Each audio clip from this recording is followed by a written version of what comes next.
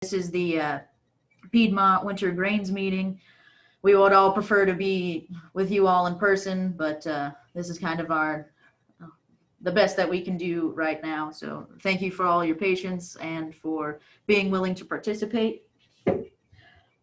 We also have a great lineup of our specialists speaking today. We're gonna start out with Dr. Angela Post. She's our small grain specialist. Then we'll go down to Dr. Luke Gatiboni. He's our extension soil fertility specialist. Then we'll have Dr. Rachel Vann, our soybean specialist. And then we'll finish off with Dr. Wes Everman, and he's our extension weed specialist. We'll take some time in between each speaker to give you some question time. With all that said, I would like to hand it on over to Dr. Angela Post. Thank you for being here, Angela. Thank you, Taylor. I'm going to share my screen and hope that it works wonderfully. Can you see that all right? Nothing yet? I see you. All right, perfect. So display settings, let's switch. So you're seeing just the PowerPoint and not the second slide? Thumbs up, something. Yep. Just the PowerPoint. Excellent. All right, so I'm going to speak today about mid-season management. There'll be a few things in here that you all have seen before because you've been to talks that I have given. And sorry if it looks like I'm looking off screen. I have two screens here and my camera doesn't always follow me properly. So I'm glad that so many of you could join us. And I want to start with the unfortunate news, and that is that we have been very wet all through the winter season.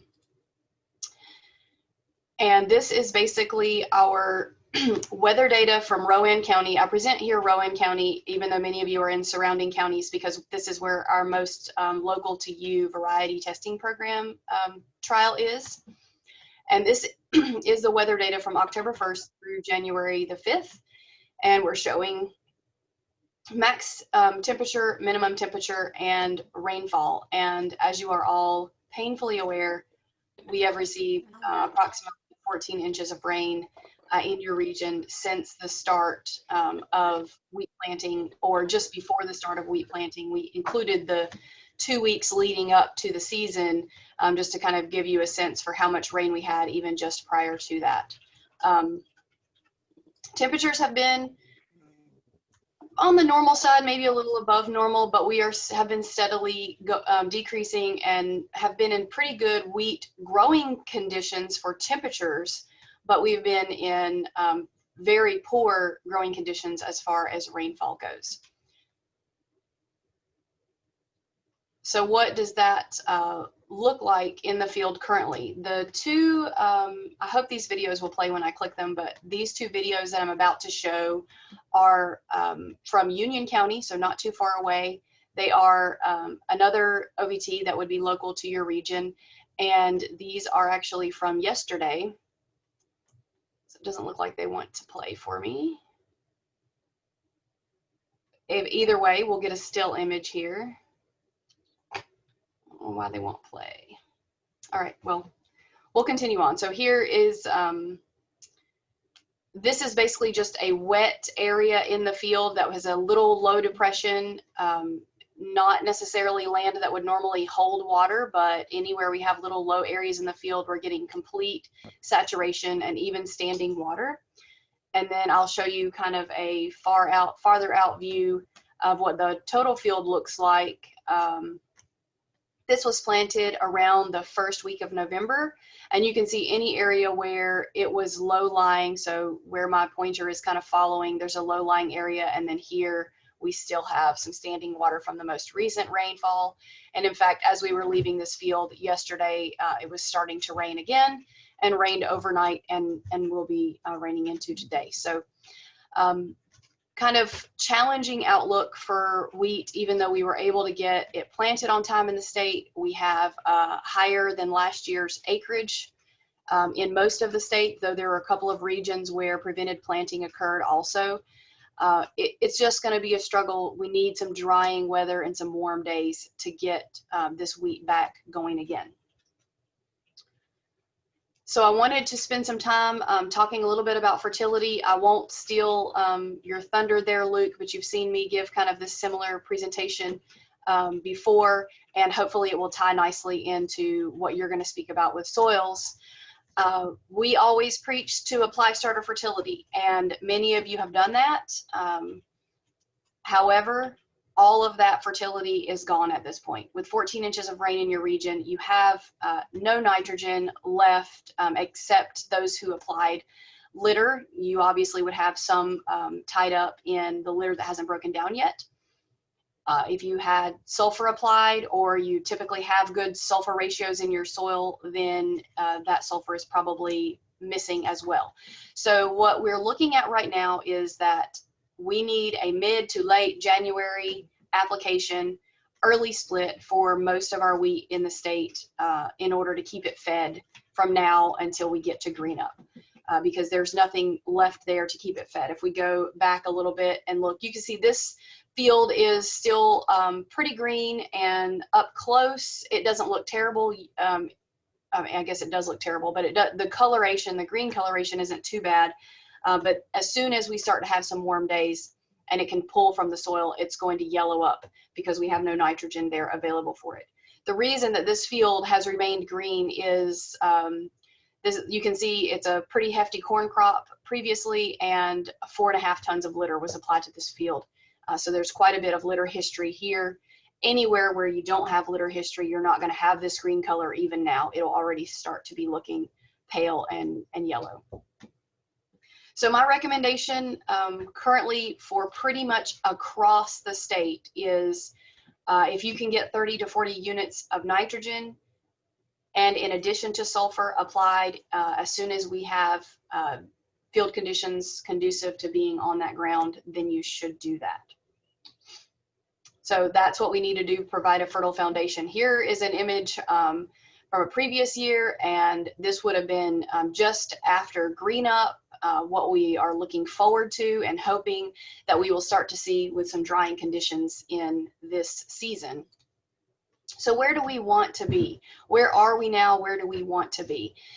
Just to give kind of an overview of what we're counting when we count tillers, here's a very small plant.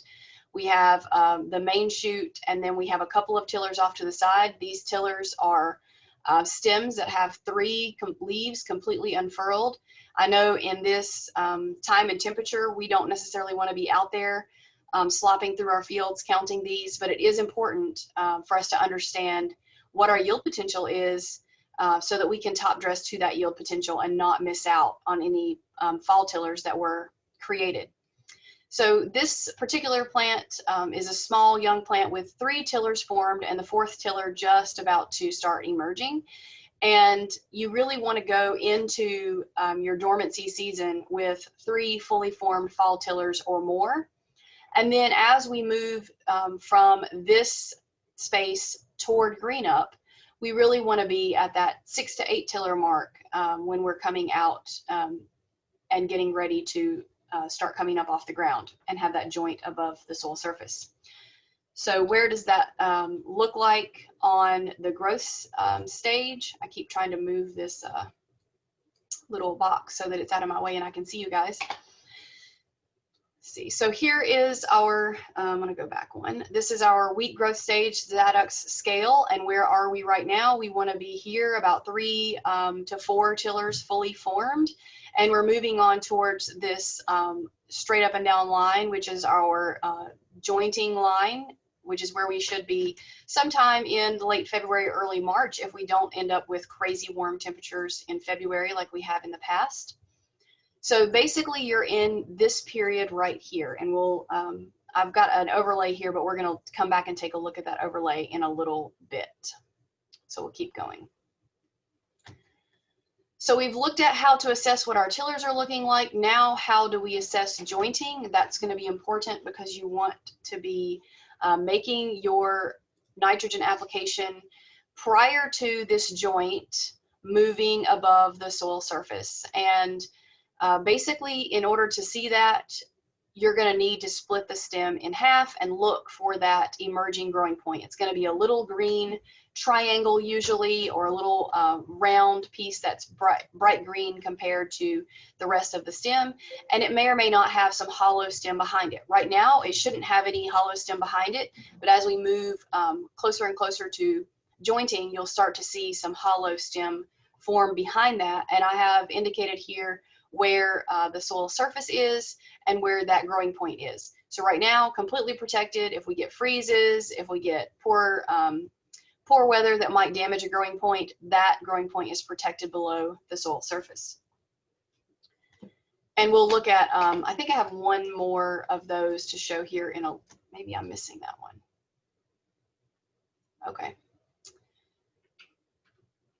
It looks like I'm missing the next one of these. So I have one where I'm showing quite a bit of hollow stem behind this growing point. It looks very similar, but the growing point has moved closer to the soil surface and it's white behind that growing point. Once you start to see the white coloration form behind the growing point and you have a section of hollow stem behind that growing point, that's when you know you're approaching jointing. And once that reaches above the soil surface, we would consider it jointed.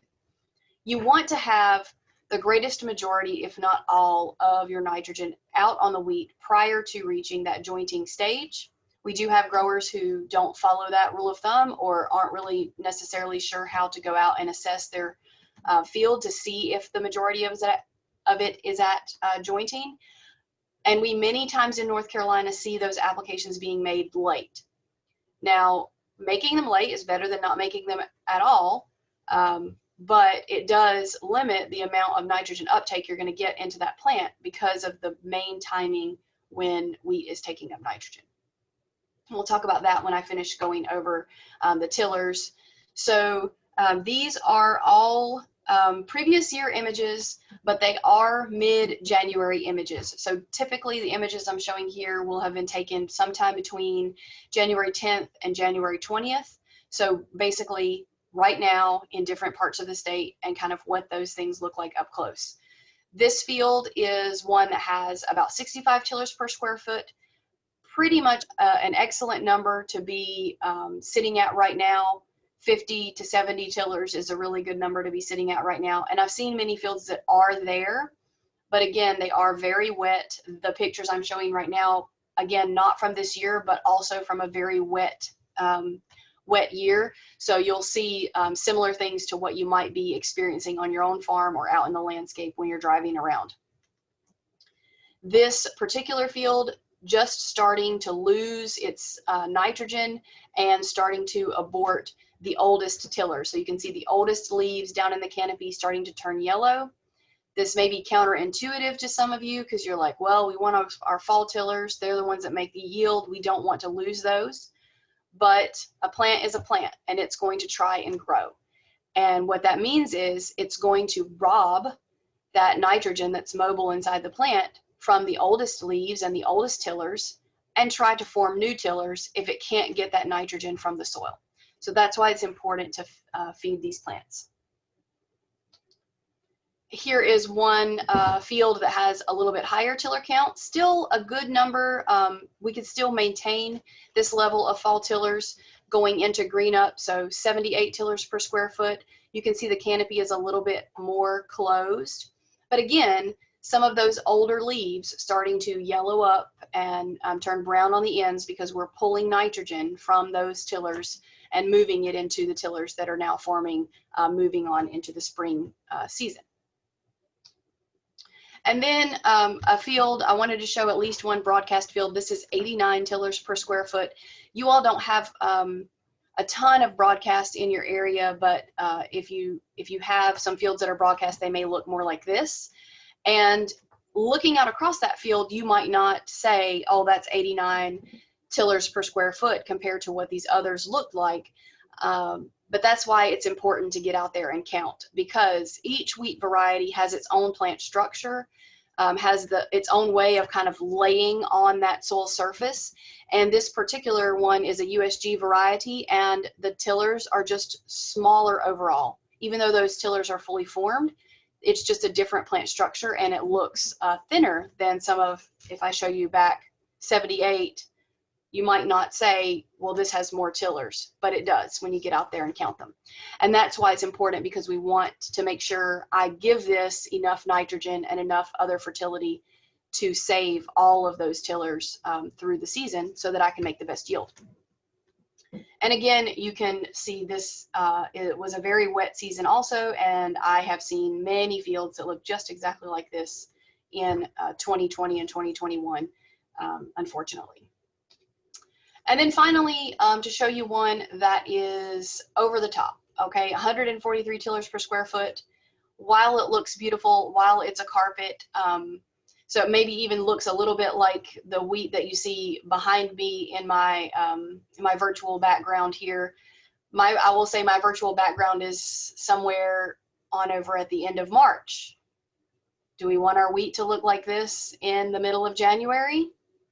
It's pretty to drive by, but it's probably not sustainable. We're not going to make 143 bushels per acre, and many farmers equate, 1 tiller per square foot to 1 bushel. It's a rough estimate. It's not always accurate, but it's a rough estimate. We're not going to be making that here in North Carolina. That's our few and far between top of the line yield. So many of these tillers are going to abort. Why is that problematic? Well, we don't want to abort the oldest tillers. We want to keep the oldest ones and try not to make too many in the spring unless we've had a really tough season, and make our best yield with those fall tillers. So this grower has kept this one fed pretty well. You can just barely start to see some yellowing in the oldest leaves, but as we move towards green up, there's not going to be enough nitrogen there to support this. And if you added enough to support all of those tillers, what are you going to have happen? Probably that wheat's going to lay down. It's going to be more susceptible when we have storms of falling over, because it's going to have to grow so fast, and these tillers will be competing with one another rather than trying to do what they need to do. So that's just an overview of mid-January tiller counts during a wet season, what they can look like, in many cases what they should look like. Being in your region just yesterday, I seen a lot of poor looking wheat. I also seen a lot of decent looking wheat that I think can come on and make some really nice yields if we are to get some drying and warming days. And it looks like after this rain passes through us today that we're going to get 8 or 10 good dry days that will be welcome in our part of the state.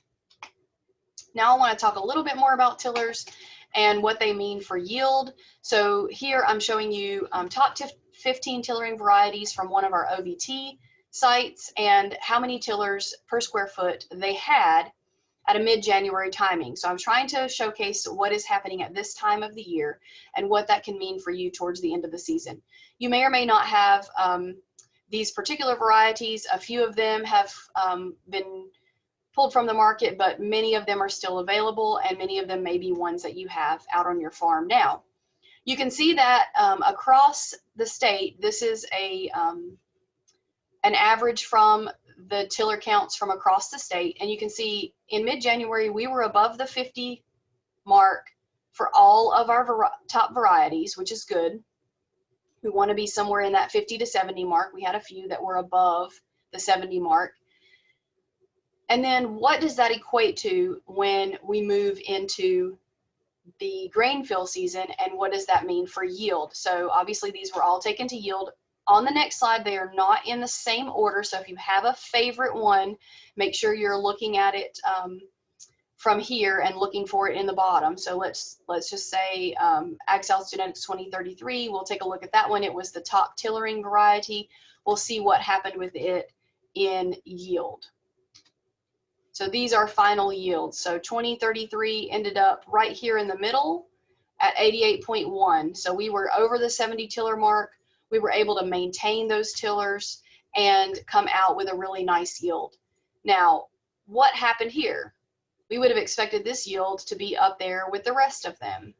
Some of you may have seen this slide before. So I'm going to go back and forth a couple of times so we can find out where these varieties are, because I've sorted this one by lowest to highest yield. So let's look for Ag South Genetics 2038 on the previous slide. Right here, middle of the pack, had just over 70 tillers per square foot at mid-January timing. If we were able to keep all of those, we should be above a 70 bushel yield for the season. So Ag South Genetics 2038, again, we didn't even maintain the 70. We hit a 62.2. Well, what happened? You're telling me, Dr. Post, if I make the application to my tiller count and I'm able to maintain those tillers, that I'm going to be able to make a great yield. But that's not the only factor that influences what your yield is going to be. In this particular year, we had a late spring freeze.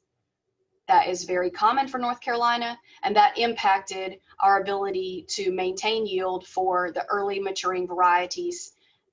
And Ag South Genetics 2038 is one of those varieties. So it got hit by the freeze. It's not that the tillers weren't there, it's just that many of those seed might have been blanked out.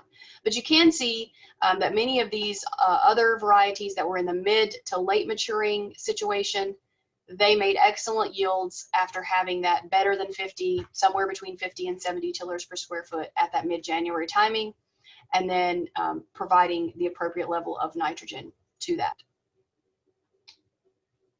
So how do we top dress to our tiller count? We've been training agents throughout the last 3 to 4 years on how to count tillers, what they're looking for, you know, how to count in a broadcast situation versus a drilled situation. Basically, what you're trying to calculate is how many tillers do I have in a square foot so that I can equate that back to an acre basis and determine how many heads I might have here when it's time for grain fill. It's not going to be a perfect science. It's not going to be an exact number. It just gives you an idea, okay, how many bushels could I make here if I put enough nitrogen out there to fill all of the grains? So you want to scout your fields now to make sure you're in a good space. If you need to add tillers, for sure you want to get that early nitrogen split on now if you need to add tillers to get up to that 50 to 70 mark before green up. And then you can use those tiller counts to calculate your yield potential. You can also scout very close to your top dressing time, so you know exactly how many are out there and how many you need to feed. And we have a lot of tables available online, so you can find them that have different, I've just put one here. We're also working on one that will be more relevant to specifically varieties that we grow in North Carolina, which many times have less. You can see these are at 14,000 seeds per pound, 15,000 seeds per pound. That's kind of the top of the line for the number of seeds per pound that we see in North Carolina varieties for soft wheat. We generally are more like 12,500 to 13,500. So these numbers are just an example of what you would be doing. So heads per square foot, that's the same thing as your tillers per square foot, because each one of those tillers is hopefully going to make a head. So we wanted to be somewhere in that 50 to 70. So I'm going to give the top example here at 70 tillers per square foot. And I'm going to use the lowest seeds per pound because that's more realistic for a soft wheat. And then I'm going to take maybe the middle of the road for the number of seeds per head. Now, you're not going to know this number right here when you're out there counting right now. So it's good to just take either a low count or a middle of the road count so that you have a sense for where your yield range might be. I'm taking middle of the road and saying I'm expecting to make 24 seeds per head. And what that means at 70 tillers per square foot is that I have the potential to make 87 bushels of wheat with that particular yield estimation. So I want to make sure that I'm getting enough nitrogen out there to fill 87 bushels per wheat worth of grain. So that's kind of how I have been working with agents to take these estimations, and hopefully we'll have a table posted to the small grain portal here soon so that they can be out there boots on the ground and have something that they can use that's more relevant to our region rather than having to use ones from maybe Purdue or the Midwest, etc.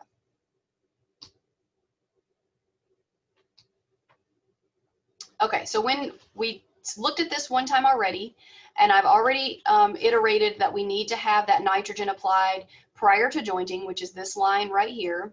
And you can see the nitrogen uptake curve and the timing. This is not a statistical chart or anything. It's just giving you a visual sense of when the main nitrogen uptake is occurring in wheat. And it is basically right now. So here's where we are right now, somewhere between 3 and 4 tillers per plant. And it's getting ready to start taking up nitrogen like mad. It needs nitrogen. That's why it will yellow up so quickly as we approach jointing in the spring. You've seen that before on your own farms and on your neighbors' farms. So make sure you're feeding it when it needs it. Because if you wait until that jointing mark, if you wait until here, that wheat has already taken up like 75% of the nitrogen that it's going to get to put inside its plant, okay? If you only have 25% more to take up and you apply a big slug out there after jointing, a portion of that is going to be lost or remain in the soil that, you know, maybe is going to be used in a following crop. But if you want it to be part of your wheat top dress, it really needs to be in this period right here rather than over here after we've seen jointing occur. Oh, here's the other image. I moved it to the wrong place. So here's the other image I was speaking about earlier. And you can see that hollow stem formed behind. This is about the size of a dime or a centimeter. Once you see that, that's when you know you're basically at jointing. And this first node, which is right here, would be above the soil surface. So just a refresher there. I'll have to move that before I post these to the website. I'm not going to spend a lot of time on herbicides here. I know Wes is on the program. Taylor, do you know if he's covering soybean or corn or wheat here? I believe he's covering soybean. Okay, so I will say a few words then, and then he can correct me if I'm wrong. So just listing some early post-emergent herbicide options. Some of these were a little bit past where you would be, for example, Zidua would have been very early, right at spike stage. But there are folks who come in a little later and make a second application if they didn't use up their annual limit to take care of ryegrass a little later in the season to take care of that second flush, giving us a little bit of residual. But I've also listed some of those broadleaf products that we have available. For example, as you start to see henbit and chickweed come on strong, you can use things like Culex or Harmony. And for me, personally, the earlier you can get in there and take care of that, the better, because these winter weeds are already starting to get quite large, maybe accepting bluegrass, which is just starting to emerge in areas where I have been around the state so far. If these are not exhaustive, this is not all the products you have available to you, make sure you consult the Ag Chem manual. And if you need a recommendation, make sure you're making that call to your agent or to one of the state specialists to help you with that. But again, the earlier the better. And in fact, if you have made a pre-emergent application, that is even better. Check my time here, see where we are. Okay, I don't want to go too much farther. I don't have much left, Taylor, so hopefully we'll keep on time. Insecticides and fungicides. Not going to spend a lot of time here talking about this because fall and winter is not our best time. We will revisit these pest issues in the spring when they're a greater threat to yield and quality. And I really want to emphasize right now, there are going to be pests that come in, but you've really got to make sure your fertility is right first at this point in the season with the conditions that we've had.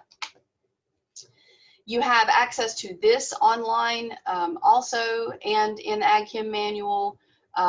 It is our fungicide table, and it gives you an idea of which of these products is best for controlling the different diseases we deal with. Certainly we'll see powdery mildew come in first, and then we'll move into things like the rusts and scab a little later in the season.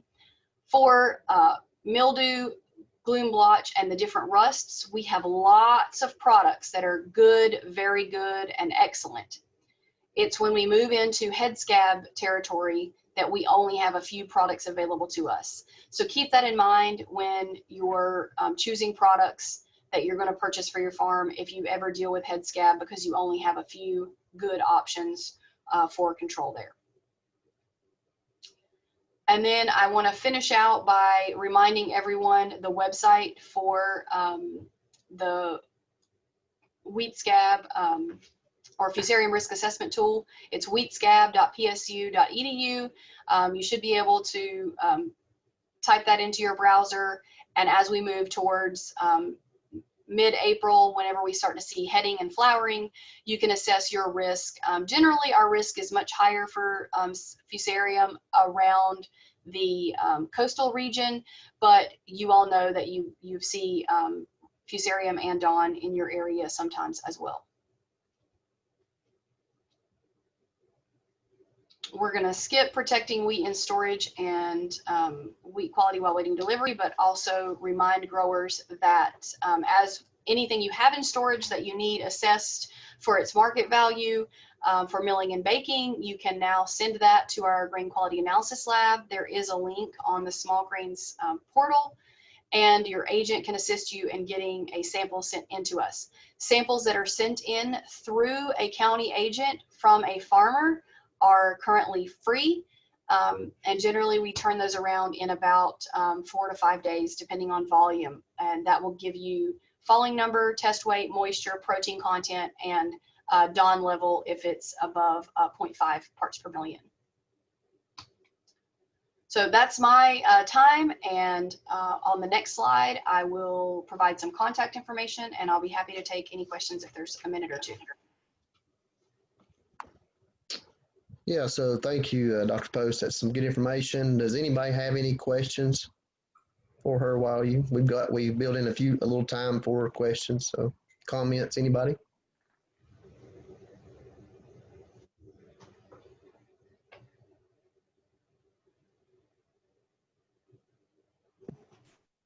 Dr. Post, when we're counting tillers, how many areas of each acre should we scout and counting? That's a good question. So typically I try to count, if I go to a field that's in your area, you have relatively kind of smaller fields until you get down into Union Anson. I try to just count 3 or 4 representative areas of a particular field. You can account for the acreage and go that way. I don't usually say, you know, this many tiller counts per acre. Choose things that are representative. If you don't have things that are, or if you have really spotty fields, you might want to choose some that's in the heavier tillered areas and some that's in the really poorly tillering areas, so that you can kind of average that. But basically, it's also going to depend on how the farmer treats that land. Is he going to be making a variable application? If he is, then that might be more important to split it up into smaller sections. If he's making one general application for the whole field, just counting 3 or 4 in a particular field and averaging those together is usually enough. Thank you.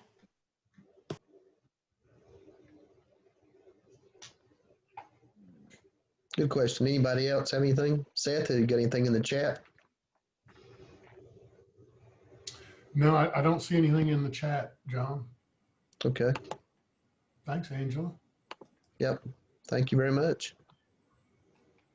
I'll turn it back over to Taylor then. Speaker is Dr. Luke Gatiboni. He is our Extension Soil Fertility Specialist. So Luke, you should be able to share your presentation and start when you are ready. Okay, that's right. Are you seeing my screen? Yes. Okay.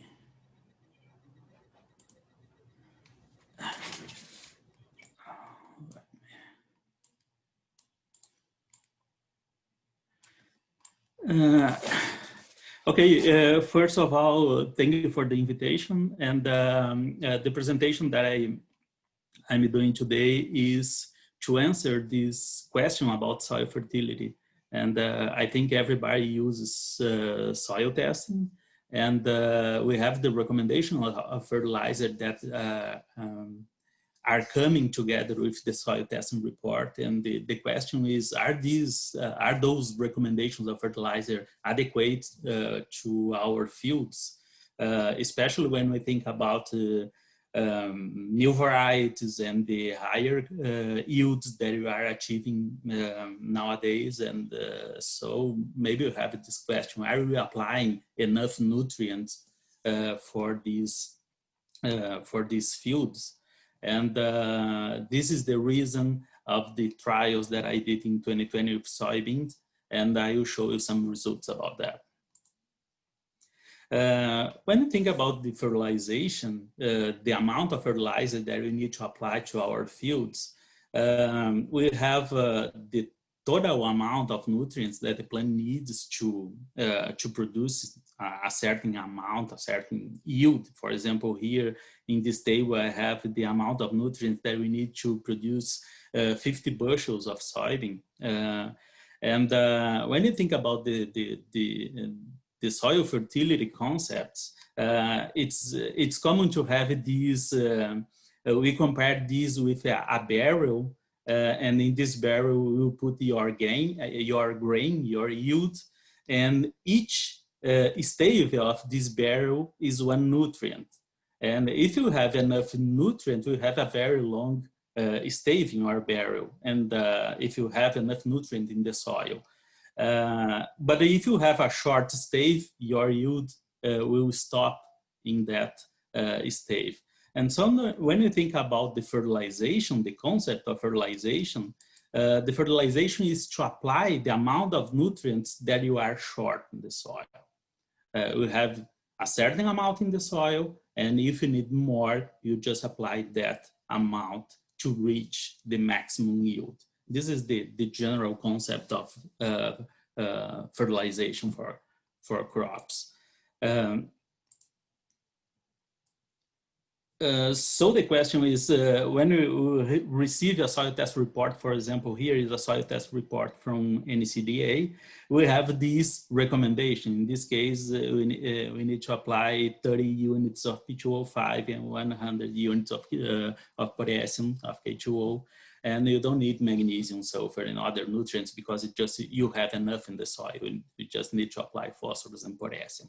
And the question is, are these 30 units and 100 units enough, adequate for our current yields? When you think about these recommendations, these amounts that you can see in your soil test report, the amount that I recommended is based on this kind of research, these trials. We make this trial applying increasing amounts of nutrients in the soil. You can see here the fertilizer rate is increasing. This is a trial, and you can see that the yields will be increasing when we increase the amount of fertilizer. But after a certain rate of fertilizer, you do not increase more the yields just because you have enough nutrient in the soil. After a certain rate of fertilizer, your soil is fertile, and you don't need to apply more fertilizer. If you apply more fertilizer, you don't have increasing yields. And when you transform this in profit, when you are applying fertilizer and you are increasing the yields, your profit is increasing. But after the best rate of fertilizer, if you keep applying fertilizer, your profit will decrease because you are using your money to buy and apply fertilizer, but you don't need that fertilizer. You don't have response of your crop to that fertilization. And so when we think about the rate of fertilizer that you, the rate of fertilizer that you are recommending is just to achieve the best profit of your yield. And of course, this best rate of fertilizer will depend on the soil type, it will depend on the variety, it will depend on the yield that you are expecting from your field. For phosphorus and potassium, in North Carolina, we use a critical level of 50. When you have your phosphorus index or potassium index in your soil test report higher than 50, we don't have response to fertilization and we don't need to apply too much fertilizer. When you have your phosphorus index or potassium index below 50s, we have response to fertilization. Of course, from 0 to 25, you have a higher response to fertilization, and from 25 to 50, the response is smaller, just because you are more close to the critical level, and the critical level for North Carolina is 50 for phosphorus and potassium. And we can see again in this example, the phosphorus index is 45, and the amount of P2O5 that we are applying is pretty small. The potassium index is pretty low, it's 18, and so the amount of fertilizer that we are applying is higher, just because we are short in potassium in the soil. And so to see if these recommendations, this rate of fertilizer that you are recommending are still adequate, we used 5 trials with soybeans in 2020. First, we used three long-term trials. We have one long-term trial in the Piedmont Research Station with 36 years old. We have another one in Peanut Belt Research Station with 39 years, and we have another one in Tidewater Research Station with 55 years old. In these long-term trials, we are using rates of fertilizers, rates of phosphorus and potassium, and you are calculating every year the best rate of fertilizer to apply, best rate of phosphorus and potassium. However, it's common, we have some concerns about the yield levels that you can have in some trials in research stations, because it's not exactly the same management that the farmer is using.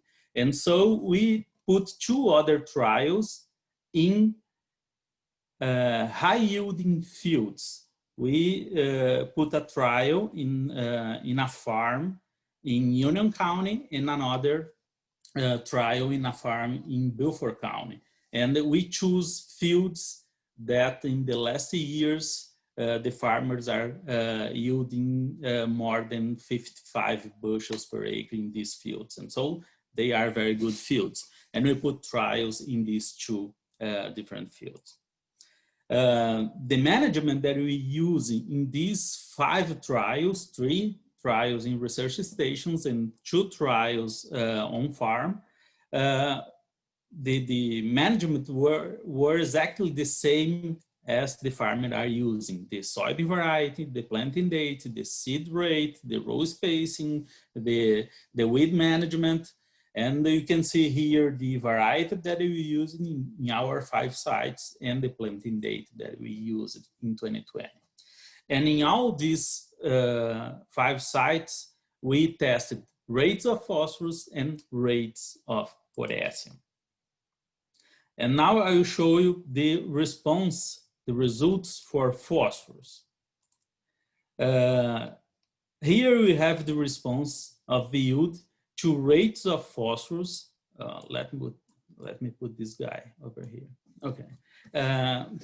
We have the response in the research stations, Tidewater, Peanut Belt, and Piedmont.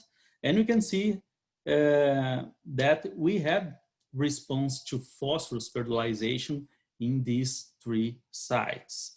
In Tidewater, the phosphorus index was 30, and we applied different amounts of phosphorus, of P2O5, and we increased the yields from the 20s up to 40 bushels per acre. In Peanut Belt, we started with 13, and we increased it from 15 bushels per acre, and we increased up to 30 bushels per acre applying phosphorus.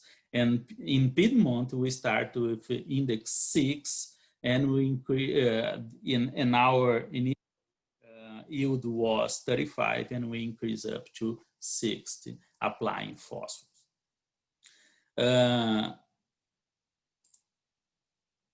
These are the 2 on-farm sites, and we have here the Beaufort County and Union County, and we start with phosphorus index 67, and we apply phosphorus, rates of phosphorus, and we didn't have any response to phosphorus fertilization. In Union County, we started with 44, and we didn't have a response to rates of phosphorus that we applied. And look at the yields that we had in these fields. In Beaufort County, in average, it was 62, 63 bushels per acre. In Union County, around 60 bushels per acre. And we didn't have response to phosphorus fertilization. Why we didn't have response? Just because our soil was fertile. The phosphorus index in the first case in Beaufort County was higher than 50. And in the second case in Union County, the phosphorus index was close to 50. And so when you are close or higher than 50, it probably don't have response to fertilization, even if you are having very high yields.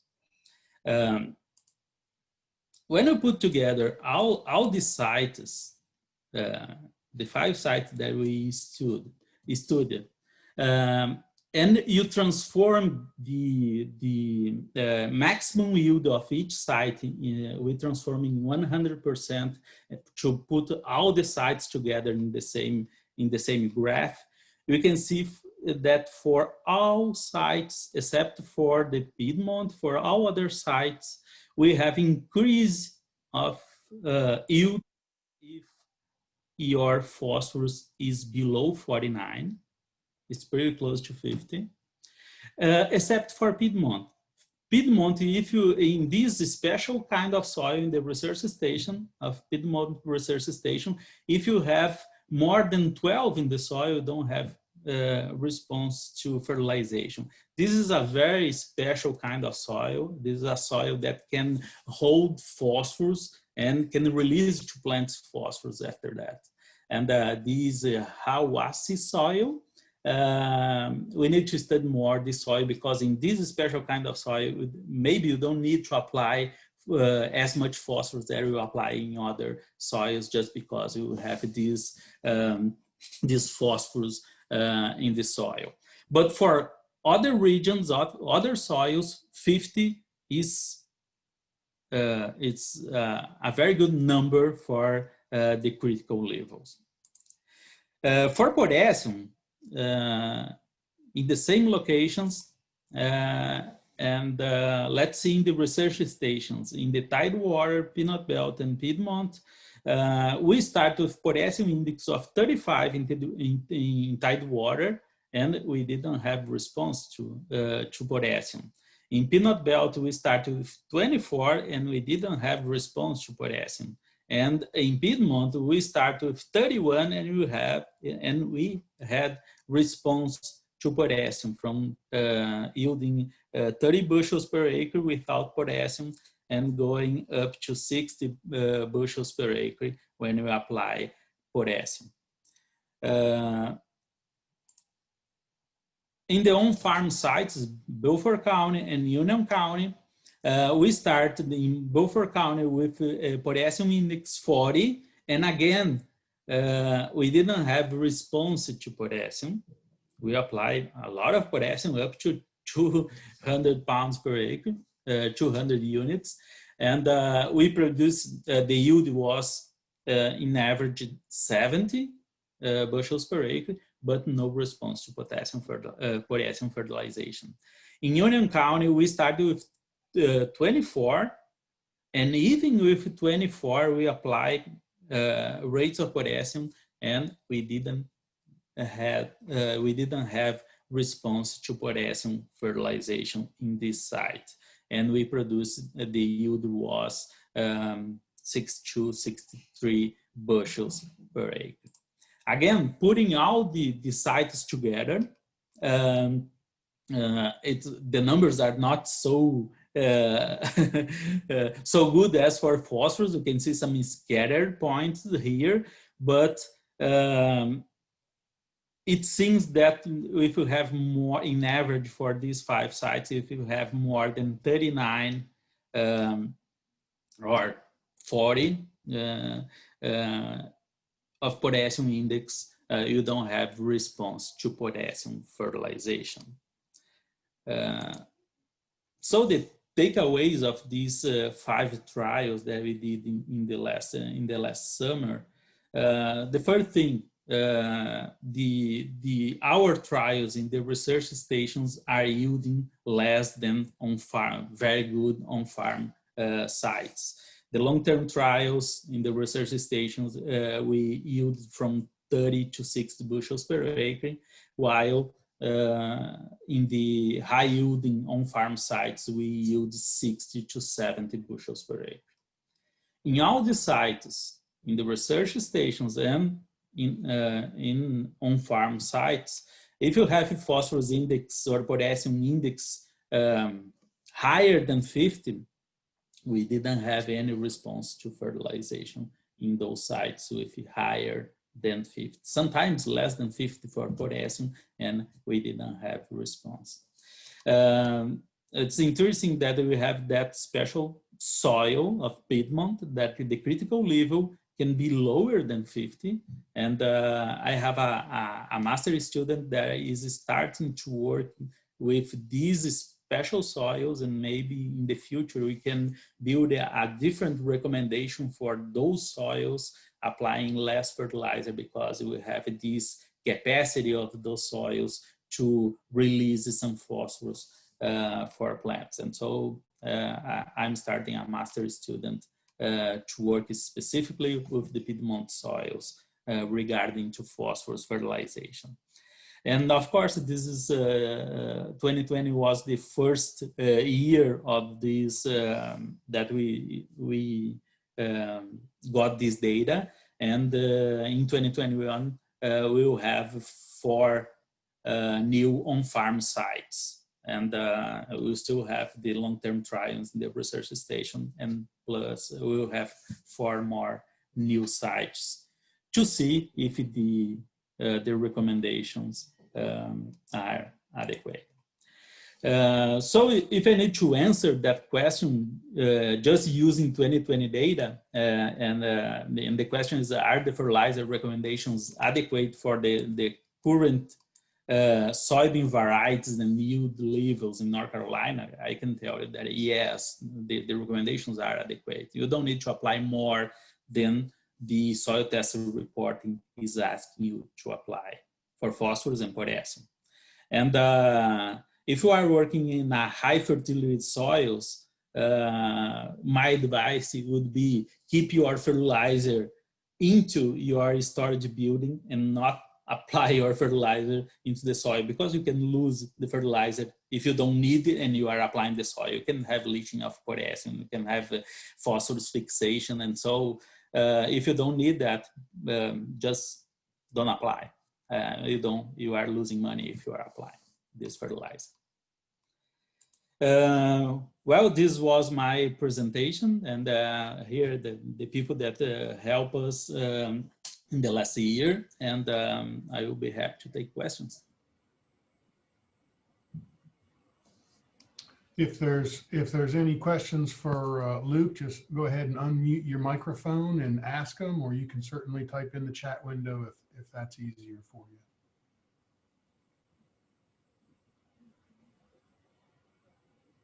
Certainly, that's good work to know that that our index numbers are working.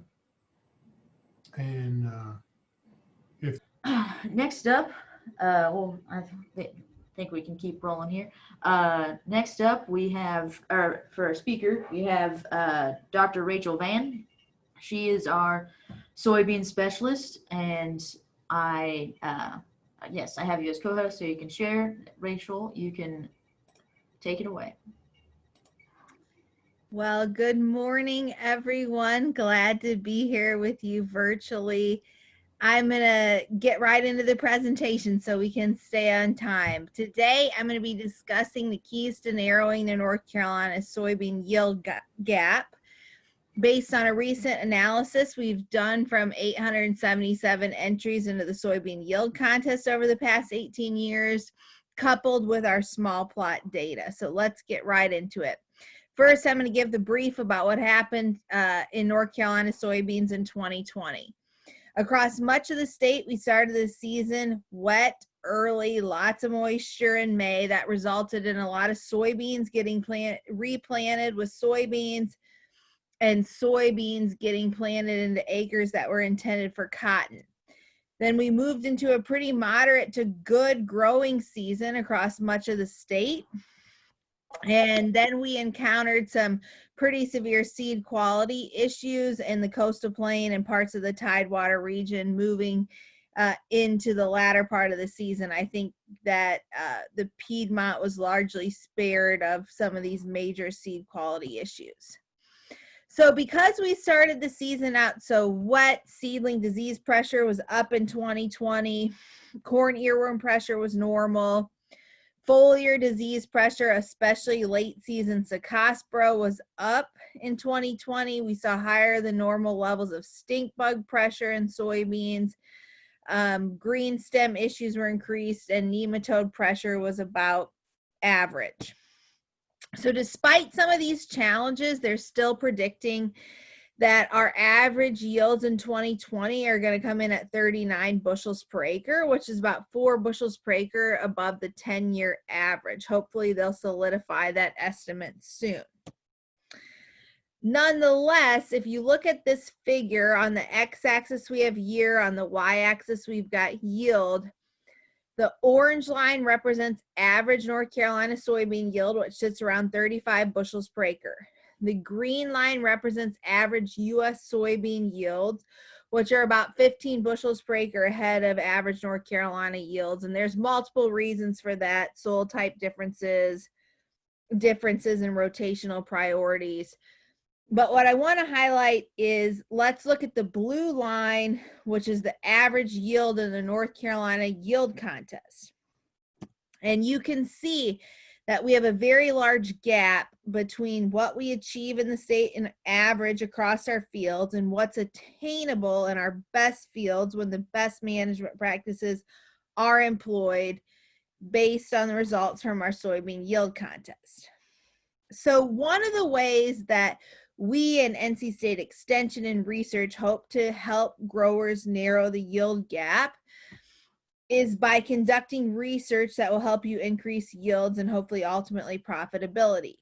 You can see that the red counties in this figure are where we had research in 2020. So we had a couple of Piedmont locations, and we addressed a variety of topics in our small plot research. So the data that's derived from this small plot research has some distinct advantages. It allows for controlled variability, and it also allows us to evaluate many different treatments. There's also value that can be gleaned from producer data, such as we derive from this yield contest analysis. And it helps both support and identify important differences in the results from our small plot data. So I mentioned already this analysis we did from 18 years of the soybean yield contest. And if you've entered or participated in the yield contest before, you know that we require the agent and grower to provide production information on the management that goes into that yield contest entry. And we've taken all of that data and tried to understand the production practices that have the biggest influence on soybean yield. So if you look at this figure here, we've got average county yield represented in these different shades of green, and these blue dots are density of entries into the yield contest overlaid across the state. So we had a little bit of less than a third of our entries come out of the Piedmont region in this analysis, but we can still make some robust conclusions from not only the statewide analysis, but the Piedmont analysis as well. So our objectives in conducting this analysis were to describe production practices associated with well-managed soybeans in North Carolina, understand how those have changed over time, and I won't discuss that today in the interest of time, and also identify management strategies that could be implemented by our broader grower base to help increase soybean yields in the state.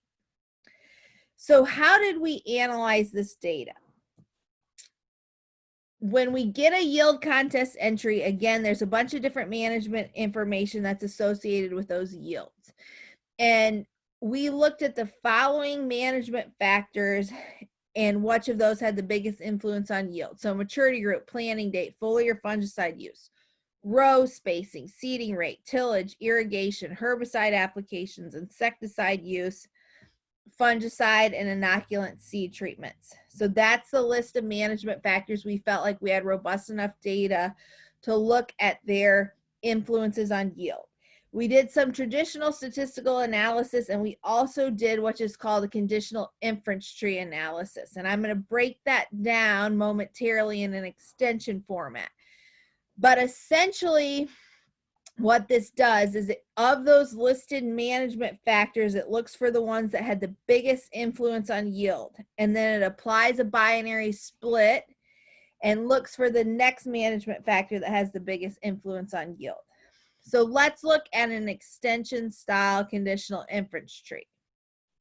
So if you look at the statewide tree where we looked at 877 entries, the largest predictor of soybean yield was maturity group, with maturity group 4 or less averaging 73 bushels per acre, and a maturity group greater than 4, so 5, 6, or 7, averaging 55 bushels per acre. And there's about 50% of the entries in each of those categories. The next strongest predictor of yield was the use of a foliar fungicide.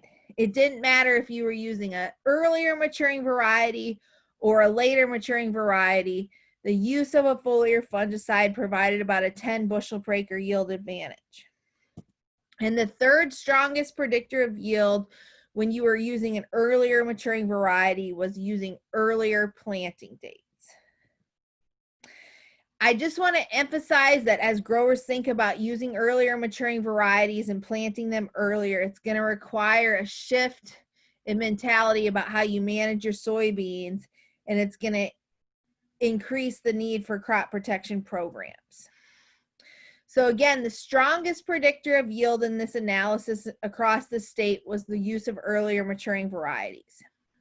What if we look at the Piedmont specifically, where we had 234 entries?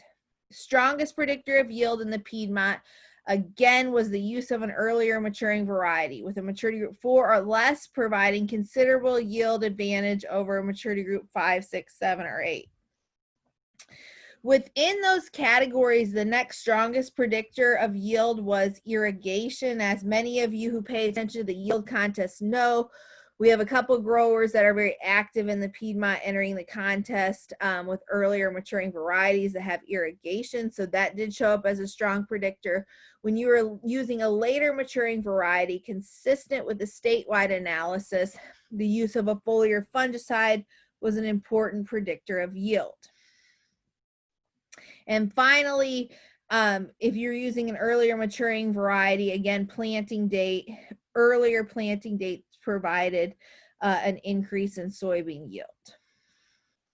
So the strongest predictor of yield in both the statewide and the Piedmont analysis was soybean maturity group, which were these latitudinal zones developed to say where a soybean genetic package best fits based on photo period or night length and temperature.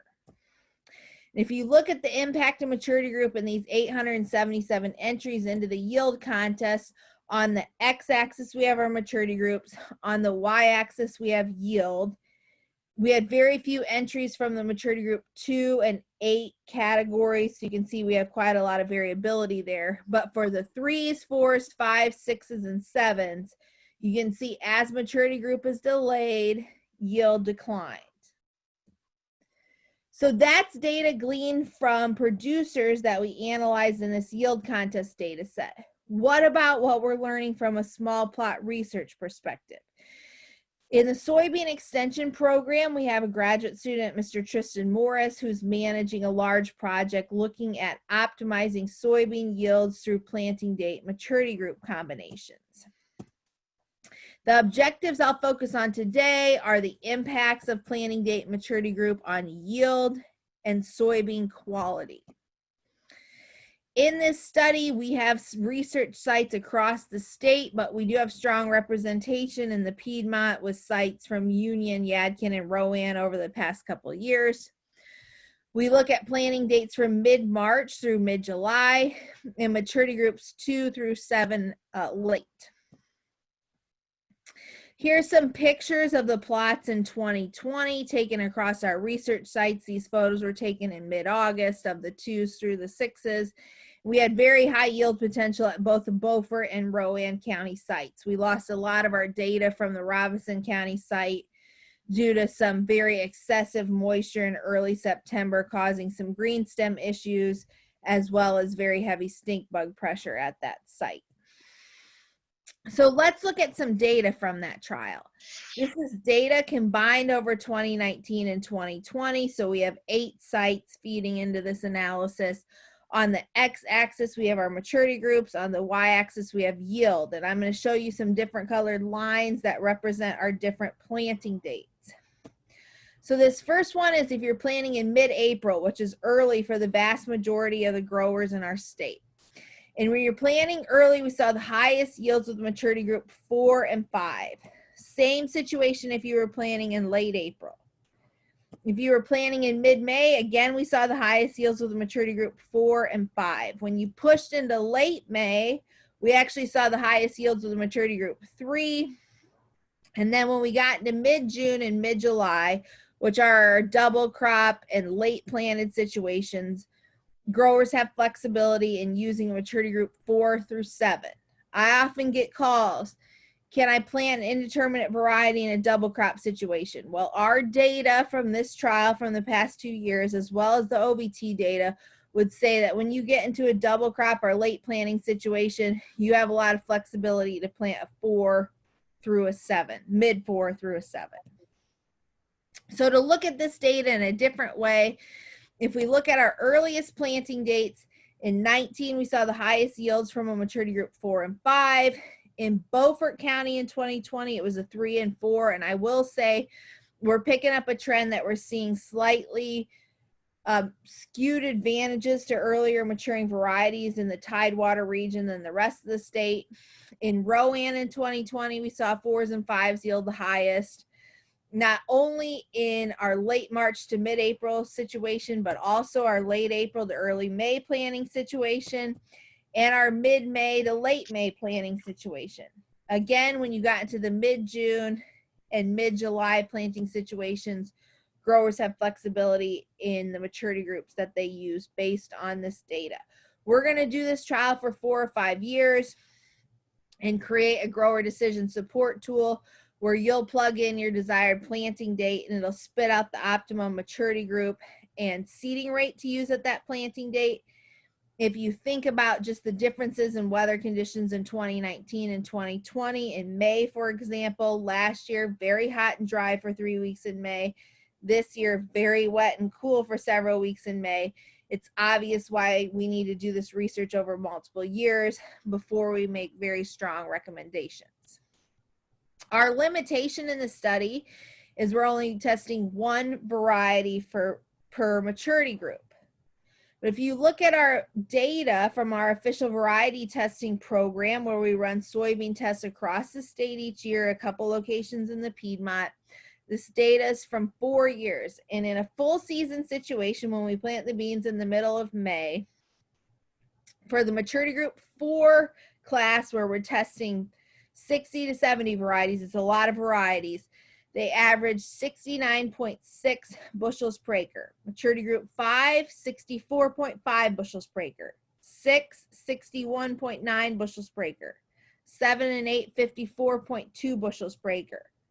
So the same thing we're seeing in our small plot research and from the yield contest analysis, in a full season situation, we're seeing advantages of earlier maturing varieties. If you look at the data from the double crop OBT tests, which are planted in the middle of June, the maturity group 4s average 58, 5s 56, 6s 59s, 7 and 8 52 bushels per acre. So now we're getting more comparable data to what we're seeing in our small plot data, where in a double crop situation, growers have flexibility with what maturity group is used. So what is the optimal soybean maturity group in North Carolina? This is a very complex question. It depends on your rotation. It depends on your ability to harvest timely, but both through our yield contest analysis and our small plot data in a full season situation, we're seeing advantages of planting earlier maturing varieties if you can successfully manage those in your operation. We have always and continue to recommend that our growers diversify risk by planting a range of maturity groups. So if you look at the statewide tree, the next strongest predictor of yield was the use of a foliar fungicide. It also showed up as an important predictor of yield in the Piedmont. So when you look at these 877 entries into the soybean yield contest, a foliar fungicide provided a 5.5 bushel per acre on average yield protection compared to where a foliar fungicide was not used. To look at small plot research from this topic out of the soybean extension program, Dr. Dunphy managed a trial for several years where we looked at various foliar products applied at R2, our full flowering to R3, which is beginning pod. And when you looked at these products combined over 19 environments, you can see fungicides on the x-axis, yield control or yield increase over the non-treated controls on the y-axis. And these fungicides provided anywhere from 1 to 3 bushel per acre yield protection on average over those 5 years. Typically, that yield production was more pronounced with a fungicide with a double mode of action.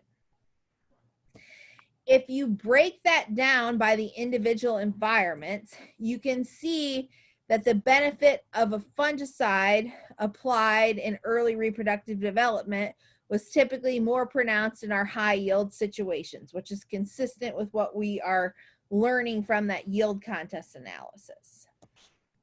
So what does that mean? Foliar diseases are often limiting yield in North Carolina's soybean production. This provides opportunity for enhanced management to protect not only yield, but quality. Foliar fungicides can play a role in protecting soybean quality. It should incentivize our growers to seek out varieties that have the disease resistance packages that are needed for some of these problematic foliar diseases, and also incentivize folks to think more deeply about robust foliar disease management. The final strongest predictor of yield in the statewide analysis was the use of earlier planting dates. That also showed up as important in the Piedmont analysis. And if you look at our soybean production guide, the optimum planting period has been historically defined as May 1 to June 10. We believe through this research, we're probably going to be able to move the cutoff for optimum earlier. We need a couple more years of research to do that. Dr. Dunphy would famously talk about you've planted your soybeans early enough if they've got tall enough to lap the middles. But with these earlier maturing varieties that we're producing in the state across different planting dates, there's a lot of scenarios where we can get the middles lapped in our soybeans. If you look at those 877 yield contest entries, there's this trend towards declining yield as planting date is delayed. If you look at our small plot research in 2019, we saw our highest yields when soybeans were planted from late April to late May. We actually saw a disadvantage of planting earlier than late April. And if you all remember what happened in 19 during those 3 dry, hot weeks in May, our really early soybeans, many of them were already flowering during that period, and I think that led to some yield penalties. As you move into our 2020 data, We saw our highest yields at our earliest planting dates in Beaufort County. Yield declined as planting date was delayed. In Rowan County, we also saw our highest yields with the earliest planting dates. When you look at that data across 19 and 20, when you were planting in late March to mid-April, we saw average of 62 bushels per acre. Late April to early May, 66 bushels per acre. Mid-May to late May, 62 bushels per acre. And then yield declined when you planted in mid-June to mid-July. So this is a planting progress report for North Carolina provided by USDA NASS. And you can see here we've got data from the 5-year average 2019 and 2020. If you look at May 31st, you can see we typically only have about 55% of our soybean acres planted. Over the past couple of years, there's only been about 15 to 30% of our acres planted double crop, which means we still have a lot of full season soybeans that could be realizing yield benefits from earlier planting. I just like to highlight, you know, when you're planting earlier than you historically have, you might see some different pest pressures. So this is an example from Beaufort County this year where we planted, our 3 earliest planting dates were April 6th, April 29, and May 26th. And on our earliest planting date, we saw a lot of kudzu bug pressure that we didn't see in our later planting dates. We had to make an insecticide application because we exceeded threshold. And so that's just something to note. In 2019, we also saw higher levels of bean leaf beetle and kudzu bug pressure in our earliest planted soybeans. So you might have to modify your pest management strategies when you're planting earlier than you historically have. So as a recap, in this yield contest analysis, our strongest predictors of yield were maturity group, the use of an earlier maturing variety, 4 or less, providing yield advantages across the state and in the Piedmont, the use of a foliar fungicide, and the use of earlier planting dates. Now, there are practical limitations to all of these.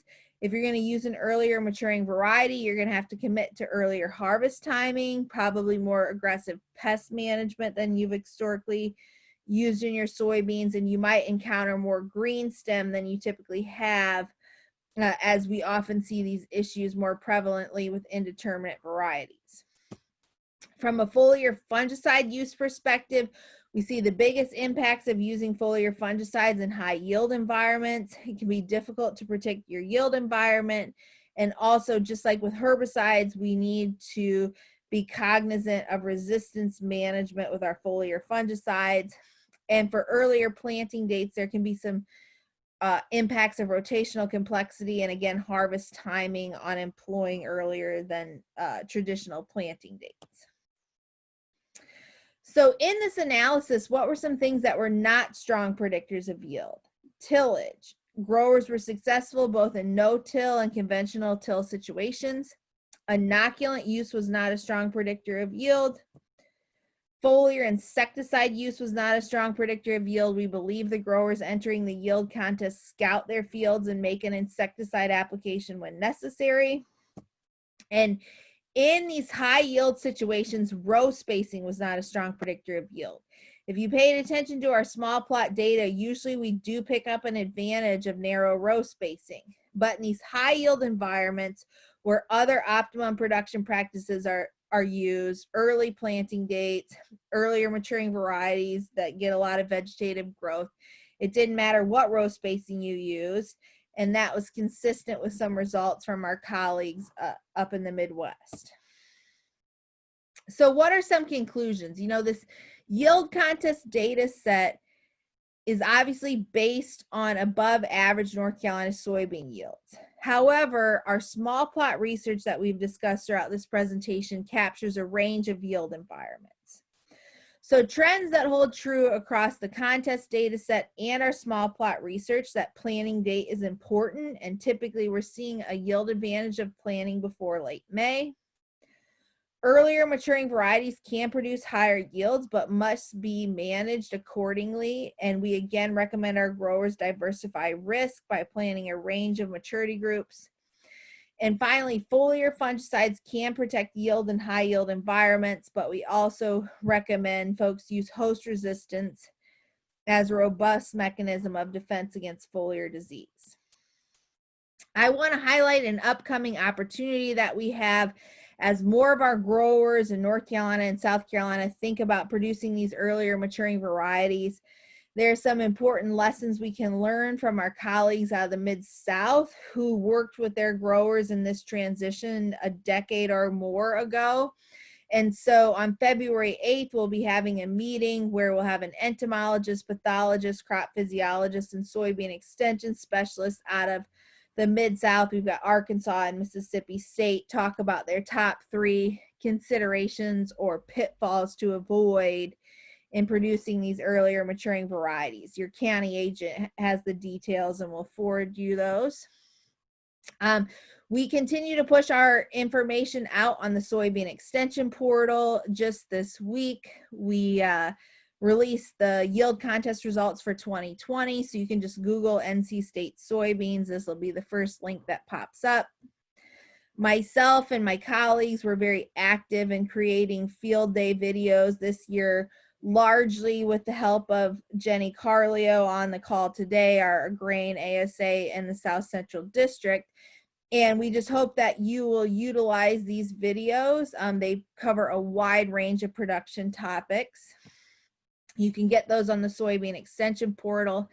And hopefully I stayed within my 20 to 25 minutes. I tried to give this presentation about an hour ago and I had an hour, so I know it was rolling pretty fast. And let me see, I see some questions in the or some activity in the chat.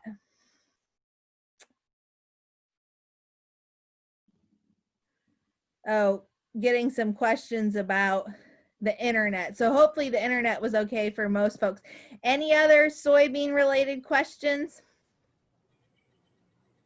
Yes, Dr. Vann. Hey, Brent. Hey, what did you see as far as frost damage? I know here in the Piedmont we had a frost in early May. Did you have anything to say about that? Thanks for the question, Brent. I think soybeans are pretty robust to frost compared to some of the other row crops we produce in this state, like corn, cotton, peanuts for sure. We didn't see any frost damage this year. They're most susceptible to frost when the unifoliate tissue is emerging out of the cotyledons. And, we didn't hit that timing, but even last year, Brent, when we planted in mid-March in Yadkin and Union, and a pretty, significant frost event laid down on those beans, they were able to come out and compensate. If the unifoliate tissue happens to die in a frost event, the soybean plant still has the capability to send off new tissue from that cotyledonary node. So in our very early planting situations have saw no negative ramifications of frost so far. Thank you.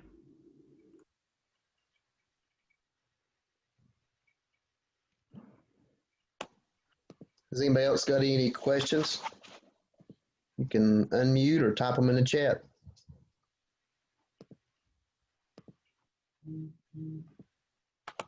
All right. Well, thank you, Dr. Vann. We appreciate that. A lot of good information. Find a lot of that on the portal, I would say. So a lot of good information there as well. Our next speaker is Dr. Wes Everman. He is the one of our weed specialists at NC State. And I will let him share screen and start his presentation.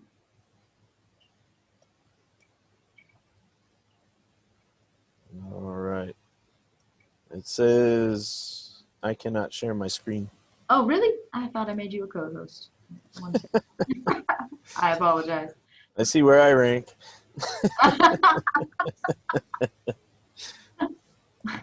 No offense, Wes. None taken. Okay.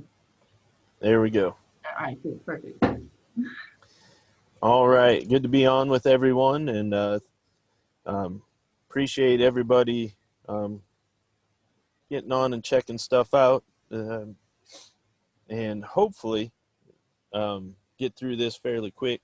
I always like to be the last one on before lunch because the big guy doesn't like missing lunch, and being late's just as bad. So I'll try to cruise on through mine and get us to lunch. So I want to talk about a few things with managing weeds in soybean. Got to start with pigweeds. You know, it's going to be our biggest challenge, what we're facing as far as resistance and, you know, getting out there, cleaning things up.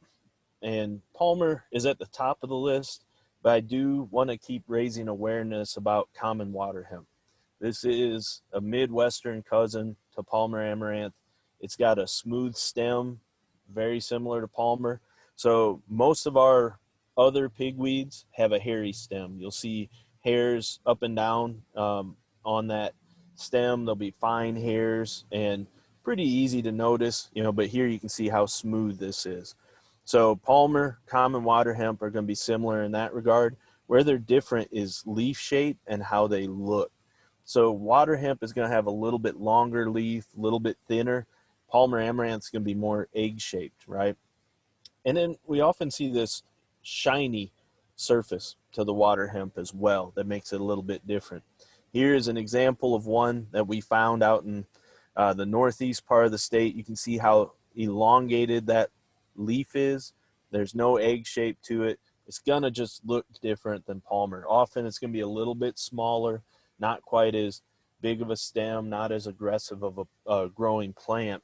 Often joke it's Palmer's wimpy cousin, but it's still a big issue for us and something we need to be concerned about. We've been noticing these populations pop up over the last few years.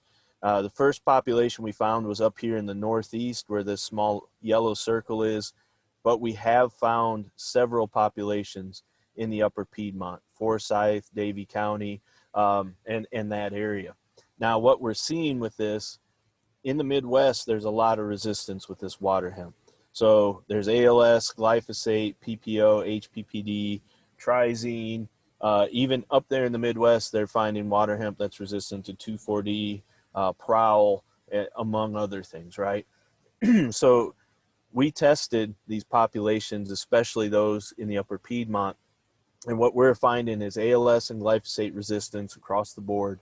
And then we had populations that were PPO resistant, HPPD resistant, and trizine resistant.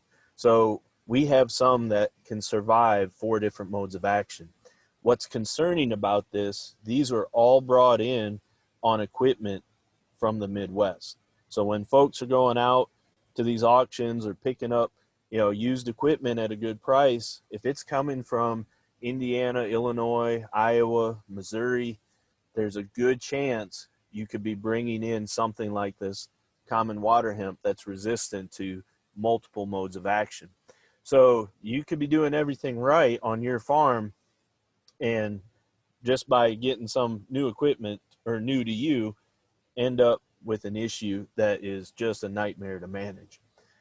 I say that not to discourage you from getting that equipment, but make sure you clean it out well. Make sure you're going through it with, you know, pressure washer, blowing through the air through it all. If it's a combine, just try to clean it up as much as you can, you know, to avoid having problems.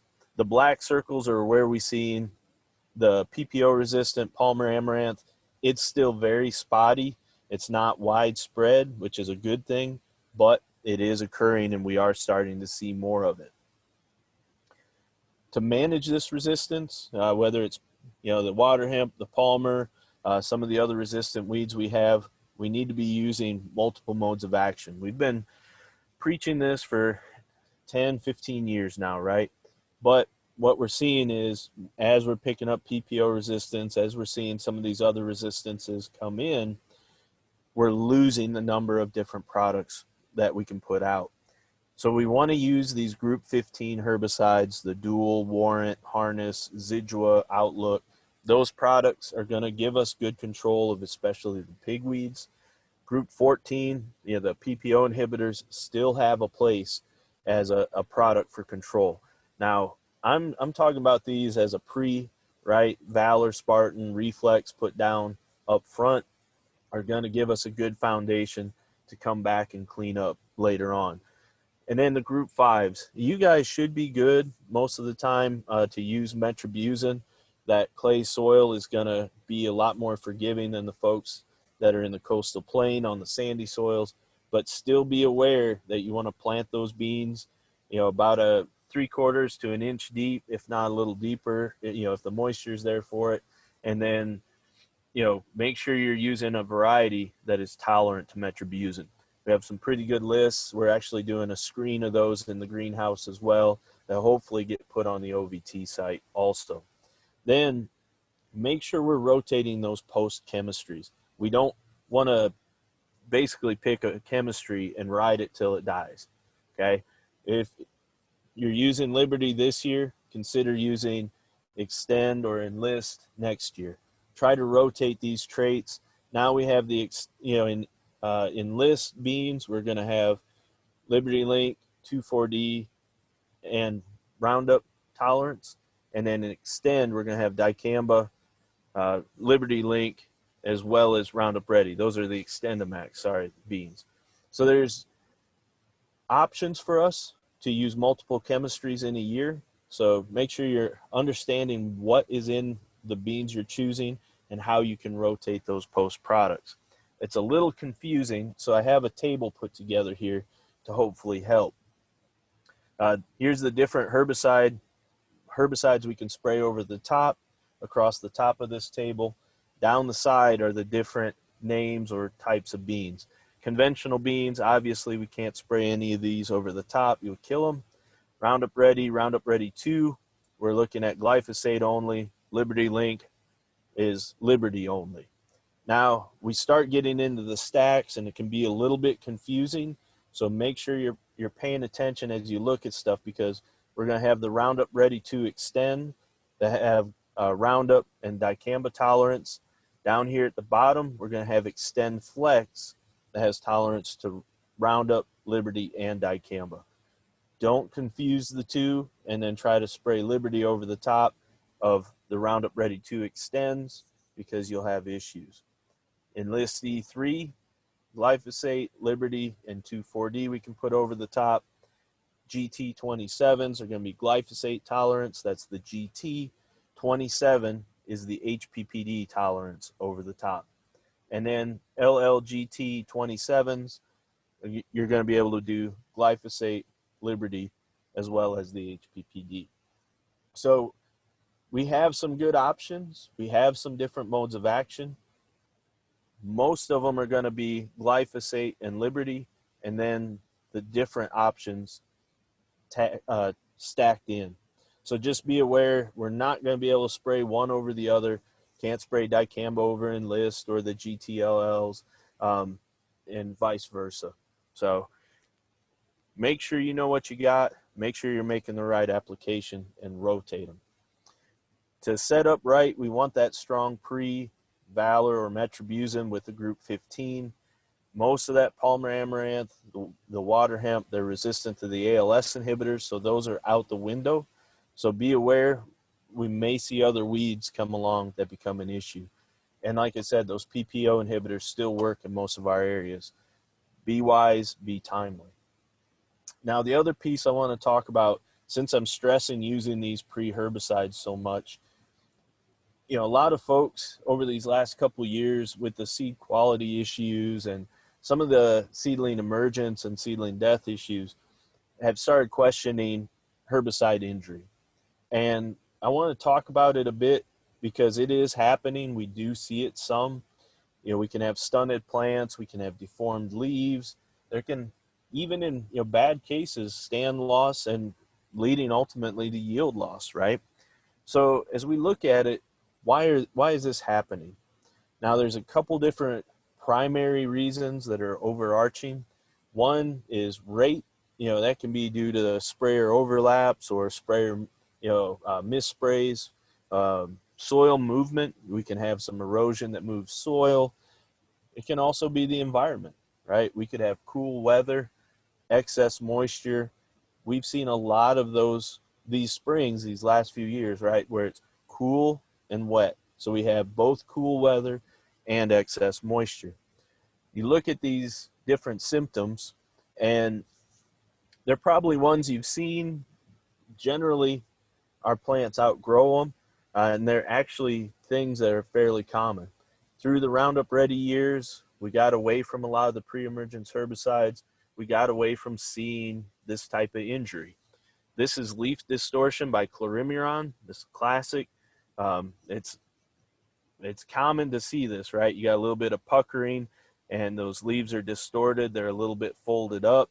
We'll often see stacked nodes from the ALS inhibitors here. You know, you can see those nodes are all stacked up. These are shorter than those that are not. Well, this is chlorsulfuron and metsulfuron carryover from finesse, but still ALS symptoms where you have stunted plants. You can even have chlorocetamide injury. These are the group 15s, right? So your dual, warrant, harness, Zidua, outlook. This is corn, but still, you know, to show this is a labeled application. This isn't an off rate. This wasn't sprayed wrong. It wasn't sprayed on the wrong crop. It's not drift. This is just buggy whipping, what we call it in corn, right? So those leaves don't unfurl correctly, and it causes injury. The group 15s on soybean will give you a drawstring effect, give you some heart-shaped leaves, especially on the first trifoliate. It looks like somebody pulled that mid vein down at the bottom, gave it a tug, and drew it in a drawstring at the top, right? It can also look very similar. If you look at these here, right, they look very similar to dicamba injury, right? A little bit cupped, a little bit pulled in on the margins. This is common to see, especially under the right environmental conditions or at high rates. In really bad situations, we can even see some very severe stunting or stand loss, but this has to be exceptional issues. This, in fact, is cotton. So we generally don't see this in soybean, but we can overdo it with the rate depending on the product. If we put it out post-emergence, we can see some leaf distortion. You can see that what, again, looks like 2,4-D or dicamba injury just from applying a chlorocetamide. Metribuzin, I mentioned it. We can have anything from dead plants to knocking a few leaves off, some interveinal chlorosis. You can see these dead leaves here, the necrosis. There's a whole range of symptoms from the metribuzin. Again, it's rate dependent. It's dependent on tolerance as well as environment. All play a role. Protox inhibitors, the PPOs. This is Valor, flumioxazin. You get the right timing of rainfall. You get a little bit extra pushed on top of that plant as it's coming out of the ground. So you can see here, look at that soil, right? There's a pretty good driving rain going on. It looks like heavy rain, a lot of splash, maybe even washed it right into the furrow as it is coming through, and you got injury on that growing point. Now, I'm not trying to scare you off of the pre's. That's not what I'm trying to do. I'm trying to show you these things happen. It isn't anything really super out of the ordinary. Generally, they come out of it, but the environment plays a big role, okay? Cool, wet weather slows down our plant growth. It slows the metabolism. That plant isn't able to break down that herbicide like it normally can, so you get a greater response to that herbicide. Generally, as the weather warms up and improves, that growth returns, the metabolism returns, it breaks down those herbicides, and it outgrows that injury, and we don't see it for the rest of the season.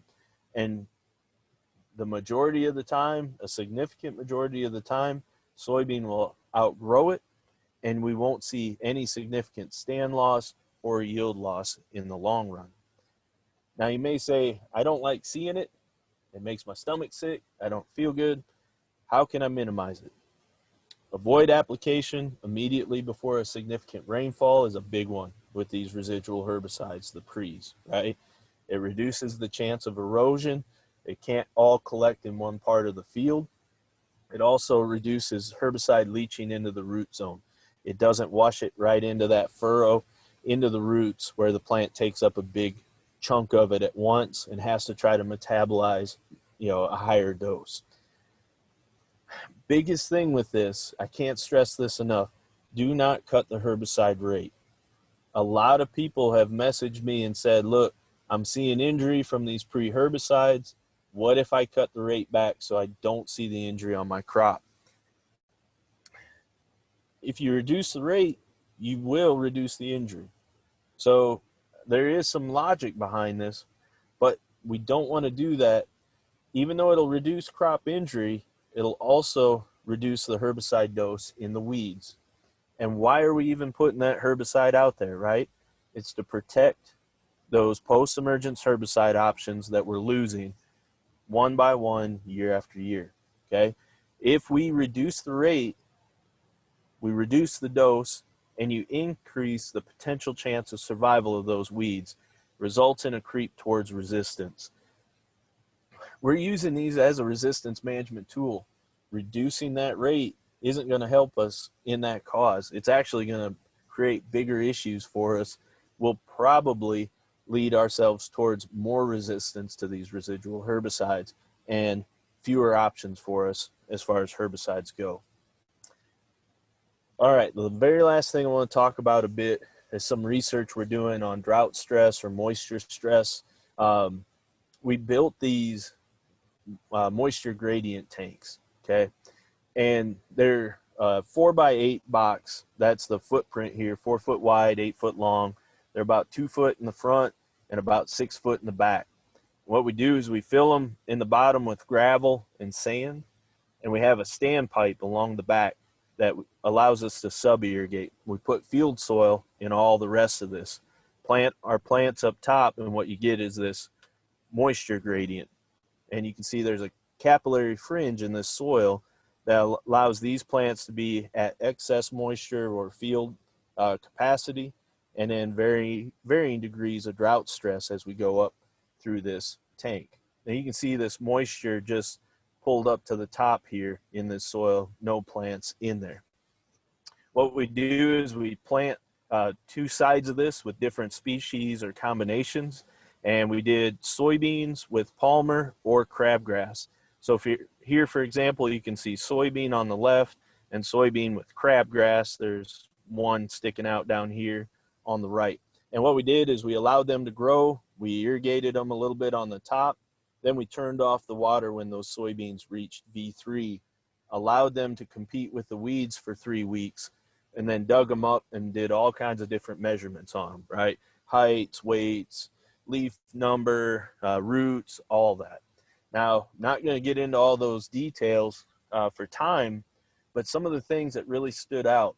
Now, height was an interesting one, okay? Soybean is the open circle. As the moisture stress increased, okay, so the way this is set up, that box is going from left to right, more drought stress as we go to the right, same down here.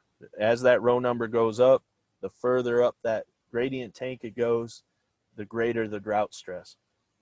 The heights got shorter, right? You had shorter soybeans as you had greater drought stress. You add in large crabgrass competition, that's the black circle. Very similar, not much different, maybe a little bit shorter plants as we had drought stress. So again, not really surprising, but this one was surprising. This open triangle here is where soybean competed with Palmer amaranth. And across the board, the soybean were taller. Now we still had a trend towards shorter plants under drought stress, but all of them were taller growing with Palmer amaranth. And this is why. That Palmer amaranth just took off and those soybean were trying to compete. And it was just a constant struggle for them to get taller and get more light. In the end, when we look at shoot dry biomass, when they were growing alone, no competition, we had the most biomass, which, you know, in the end is going to be best, right? Where we had Palmer amaranth growing, there wasn't much difference, but they were really tall, thin plants. So they weren't the healthiest looking. What was interesting, even though we didn't see big height differences, we saw significant biomass reduction where it was grown in competition with just one crabgrass plant. And you think how little we think about that crabgrass, and those are hundreds per square foot generally, not just 1 to 1 competition. Now this Palmer amaranth, I want to point out a couple things real quick. First of all, we didn't really put moisture stress on it. This thing just took off. Look how tall these plants are. This is the grad student that worked on the project. He's about 6 foot tall, a little bit taller than him. Those roots look more like carrots than Palmer amaranth. And this is the tanks in the greenhouse. You can see they actually overgrew. They overtook the lights in there. They just took off. The only thing that was significant was root length. So down here where that box is shallow and there's water right close near the surface, had the shortest roots. As we went up this box, the roots got longer. Those roots all made it down to that water line. They all were very competitive. Actually, the Palmer amaranth root length was shortest where there was no competition. So where there was soybean or large crabgrass, the root was the same length, but longer than when they were grown alone. So this is all new. We're just starting to get into this, but what I want to point out, the Palmer amaranth knows that it's competing with these other plants, and it partitions its growth into height and roots at a faster pace to outcompete whatever it's growing with. So the biggest thing I can stress, we need to get these early before they get some size and they do a lot of damage. Here you can see again that row 1 where it was shallow, those shallow roots. Look how long these roots get as we get deeper in the box, as we get further up. Just phenomenal growth on it. But we want to be getting out there timely, controlling these weeds before they get too big and have a big impact. And even regardless of weather, right? So even under drought stress, that Palmer was able to get down to that capillary fringe, that water table, and utilize that water to outcompete our soybean. And so oftentimes we would say, well, if it's hot and dry, the plants aren't growing. That may not be true with Palmer. Now we got to do more work, but gosh, I want you guys to be thinking about that. We might want to try to knock those Palmer out so it's not competing through a droughty time with those soybean. Anyway, that's that. Like I said, I don't like being late for lunch, so I tried to hustle. Thank you all for your attention. I'm happy to answer any questions. If there's any questions for Wes, feel free to type them in the chat or just go ahead and unmute yourself. And that's some pretty interesting research with that Palmer taking over. Wes, I had a question for you. Sure. I was wondering, we know the chlorocetamines have issues when we're replanting cotton. I was wondering if y'all had looked at any replanting considerations with Warren or Zidua or Anthoflex, Anthamax Pre. On soybean? Yeah, replanting to soybean.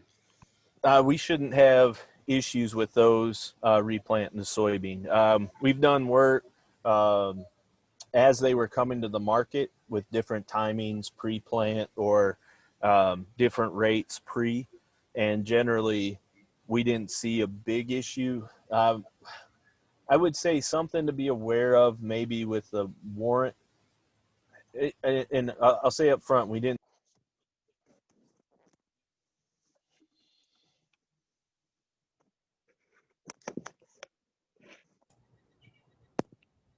Wes, you're muted right now, Wes.